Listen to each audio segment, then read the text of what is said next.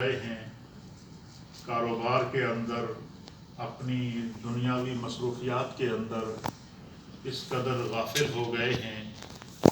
کہ ہماری مسجدیں ویران ہو رہی ہیں اور قرآن حکیم فرقان مجید سے دوری پیدا ہو رہی ہے،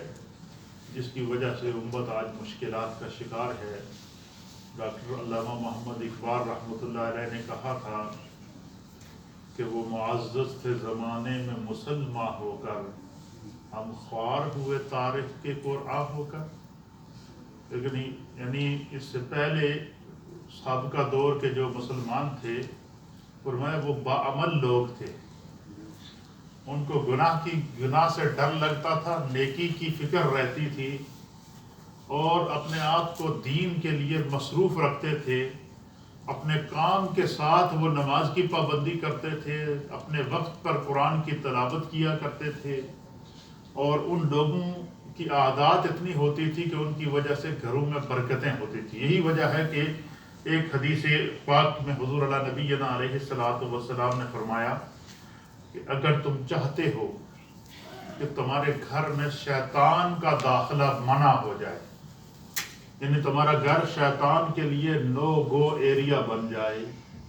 شیطان تمہارے گھروں میں داخل نہ ہو سکے، کیونکہ جن گھروں میں جھگڑے ہوتے ہیں تو وہاں پر روایات کے مطابق شیطان کا بسیرا ہوتا ہے، لوگوں نے شیطان کو ایکسس دیا ہوتا ہے، اور جہاں شیطان موجود ہوتا ہے تو وہ اور شیطان ہمیشہ ہر جگہ گھسنے کی کوشش کرتا ہے تاکہ میں وہاں پہنچ کر فتنہ پھیلاؤں۔ یہی وجہ ہے کہ حدیث پاک کے اندر آیا، نبی علیہ الصلوۃ والسلام نے فرمایا کہ جس وقت تم نماز کے لیے کھڑے ہو تو کاندھے سے کاندھا ملا کر کھڑے ہوا کرو، صف بندی کر کے کھڑے ہوا کرو۔ کیوں؟ حضور نے فرمایا کہ صف میں خلا نہ چھوڑنا، اگر تم صف میں خلا چھوڑو گے تو اس خلا میں شیطان آ کے گھس جائے گا، اگر جب شیطان گھس جائے گا تو وہ کیا کرے گا، جس کا ایمان متزلزل ہوگا، جس کا ایمان کمزور ہوگا، جس کا عقیدہ کمزور ہوگا، وہ نماز میں بھی اس کے ساتھ کھیلنا شروع ہو جاتا ہے اس کی توجہ کو ہٹانے کے لیے۔ اس لیے فرمایا کہ ہمیشہ شیطان سے پناہ۔ اچھا، ایک بات یہ، اور ایک علماء اور محدثین نے لکھا ہے کہ دیکھیں نا آپ، جب بندہ بسا ہوگا جب نماز کا ارادہ کرتا ہے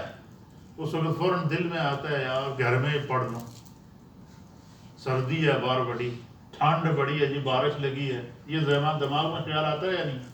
اس وقت شیطان انسان کے دل کے اندر کیا کرتا ہے، وسوسہ ڈالتا ہے۔ فرمایا جب بھی تم نماز کا ارادہ کرو اور تمہیں سستی آئے،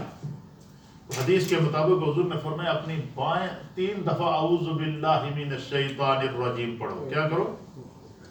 3 دفعہ اعوذ باللہ من الشیطان الرجیم پڑھ کے اپنی بائیں طرف 3 دفعہ تھوک دو۔ فرمایا وہ تھوک شیطان کے منہ پر پڑتی ہے۔ کیا ہوتی ہے؟ وہ تھوک شیطان کے منہ پر پڑتی ہے تو وہ بھاگ جاتا ہے، اور انسان کا جس نیک کام کا ارادہ کیا ہوتا ہے وہ کنٹینیو رہتا ہے۔ تو شیطان کے اپنے اوپر کبھی حاوی نہ ہونے دو۔ یہی وجہ ہے کہ حدیث پاک کے اندر آتا ہے کہ جو لوگ نماز کے پابند ہیں، مسجدوں میں آ کے نماز پڑھتے ہیں، حضور علیہ السلام نے فرمایا کہ ان کا بہت بڑا مرتبہ ہے، بہت بڑا مقام ہے۔ وعن ابی سعید الخدری رضی اللہ تعالی عنہ، حضرت سیدنا ابو سعید خدری رضی اللہ تعالیٰ عنہ اس حدیث کے راوی ہیں، اور یہ حدیث سنن ابن ماجہ کی حدیث ہے، اور دیگر محدثین نے بھی، امام ابن حبان نے بھی اس کو نقل کیا ہے، اور اسی طریقے سے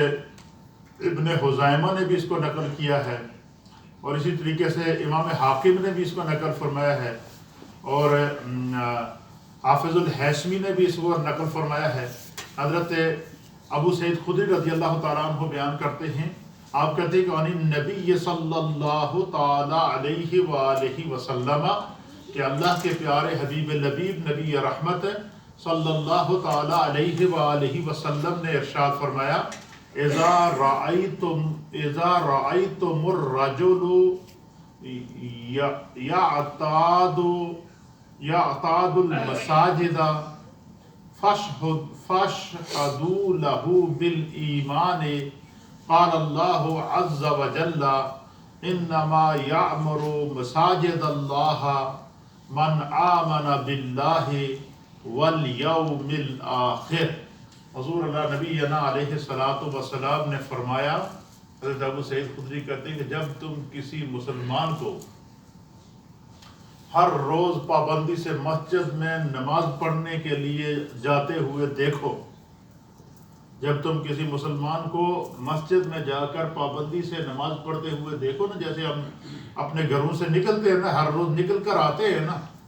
ظاہر پتہ ہوتا ہے لوگوں کو کہ یہ بندہ اس ٹائم کہاں جاتا ہے، زور کے ٹائم بندہ جا رہا ہے تو پتہ چلا مسجد میں جا رہا ہے، فجر کے ٹائم بندہ جا رہا ہے تو پتہ چلا مسجد میں جا رہا ہے، زور کے ٹائم بندہ گھر سے نکلا تو پتہ چلا مسجد میں جا رہا ہے، اور اسی طریقے سے عصر اور مغرب اور عشاء کے ٹائم جب بندہ گھر سے نکلتا ہے تو پتہ چلتا ہے کہ بھئی یہ بندہ مسجد میں نماز پڑھنے جا رہا ہے۔ نبی علیہ الصلوۃ والسلام نے فرمایا کہ جب تم کسی شخص کو دیکھو، اور کس حال میں دیکھو، اس حال میں دیکھو کہ یعتادو، کہ اس شخص کی یہ عادت ہے کہ وہ ہر روز نماز کے وقت اپنے گھر سے پیدل چل کے مسجد کی طرف آتا ہے یا گاڑی پہ نکل کر آتا ہے، وہ نماز کا جب وقت ہوتا ہے تو وہ بس اذان کی آواز سنتا ہے تو چل پڑتا ہے کہ یہ چلیے یار مسجد میں جا کے نماز پڑھیے۔ حضور نے فرمایا کہ جب تم کسی کو مسجد میں آتے ہوئے دیکھو تو سرکار دو عالم صلی اللہ علیہ وسلم نے فرمایا فَاشْهَدُوا لَهُ بِالْإِيمَانِ، اس کے ایمان کی گواہی دیا کرو کہ یہ شخص سچا مسلمان ہے۔ کیا ہے؟ جس کو مسجد میں نماز کے لیے آتے ہوئے دیکھو تو اس کے ایمان کی گواہی دیا کرو، اور کیوں گواہی دیا کرو؟ فرمایا کہ قال اللہ عز وجل، اللہ تعالیٰ نے بھی سورہ توبہ کے اندر ارشاد فرمایا انما یامر مساجد اللہ من آمن باللہ والیوم الآخر، کہ اللہ رب العالمین نے فرمایا کہ یعنی اللہ کی مسجدوں کو وہی لوگ آباد کرتے ہیں جو قیامت کے دن پر ایمان رکھتے ہیں۔ فرمایا کہ اللہ تعالیٰ نے قرآن کے اندر کیا ارشاد فرمایا کہ اللہ کی مسجدوں کو وہی لوگ آباد کرتے ہیں، بزرگوں گلا نہ کرو، اللہ کی مسجدوں کو وہی لوگ آباد کرتے ہیں جو ایمان والے ہیں اور آخرت کے دن پر ایمان رکھتے ہیں۔ تو اللہ کے نبی علیہ الصلوۃ والسلام نے فرمایا کہ جس کو تم گھر سے مسجد میں آتے ہوئے دیکھو تو اس کی گواہی دو۔ پھر اسی طریقے سے حضرت ابو ہریرہ رضی اللہ تعالیٰ عنہ فرماتے ہیں کہ جس میں 7 اشخاص کا ذکر ہے کہ جن کو قیامت کے دن اللہ تعالیٰ اپنے عرش کا سایہ عطا فرمائے گا، فرمایا ان میں سے ایک شخص وہ ہوگا رجل قلبہ معلق بالمساجد، ایک ایسا شخص بھی ہوگا جس کا دل مسجد کے ساتھ لٹکا ہوا ہوتا ہے۔ وہ مسجد میں آتا ہے، بیٹھتا ہے، عصر پڑھی تو دل کرتا ہے یار مغرب پڑھ کے جاؤں، مغرب پڑھی تو دل کرتا ہے عشاء پڑھ کے جاؤں، مسجد میں موجود ہے دل کرتا ہے یار میں اٹھ کے تھوڑی مسجد کی صفائی کر لوں، میں مسجد کی تھوڑی خدمت کر لوں، تو بس اس کا دل مسجد کے اندر لگا رہتا ہے۔ فرمایا جس شخص کا دل مسجد میں لگا ہوا ہو اور وہ مسجد میں 5 وقت کی نماز پڑھتا ہو،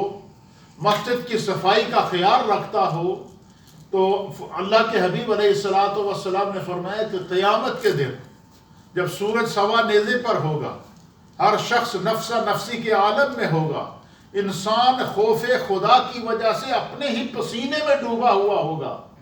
حضور نے فرمایا اس وقت اس شخص کو اللہ تعالیٰ اپنے عرش کا سایہ عطا فرمائے گا جس نے اپنی زندگی مسجد کی محبت کے اندر گزاری ہے، اللہ کے گھر کی محبت کے اندر گزاری ہے، اور وہ مسجد کے اندر آیا، اس نے نماز ادا کی اور نماز ادا کرتا ہے، جماعت سے نماز پڑھتا ہے، مسجد میں جب ٹائم ملتا ہے تو بیٹھتا ہے، درس سنتا ہے، مجلس ذکر سنتا ہے، اپنے امام کو فالو کرتا ہے، اور مسجد کے اندر جو ہے وہ زیادہ سے زیادہ اس کی کوشش ہوتی ہے کہ میں نماز پڑھوں یا قرآن کی تلاوت کروں تو مسجد میں خدا کے گھر میں بیٹھ کر کروں۔ کیوں؟ اچھا یہ مسجدیں کوئی معمولی چیز نہیں ہے۔ اللہ کے حبیب علیہ السلام نے فرمایا کہ روئے زمین کے اوپر جتنی مسجدیں ہیں، روئے زمین پر آل دا ورلڈ جتنی بھی مسجدیں ہیں، نبی علیہ السلام نے فرمایا یہ ساری کی ساری خانہ کعبہ کی برانچیں ہیں۔ سبحان اللہ، یہ خانہ کعبہ کی کیا ہے؟ برانچ ہے، خانہ کعبہ کی شاخیں ہیں۔ فرمایا کہ جس نے آ کر مسجد میں جماعت سے نماز ادا کی گویا اس نے خانہ کعبہ کے ایک حصے میں نماز ادا کی ہے۔ سبحان اللہ، حتیٰ کہ حضرت مولانا روم رحمۃ اللہ تعالی علیہ نے بڑی ایمان افروز بات لکھی ہے۔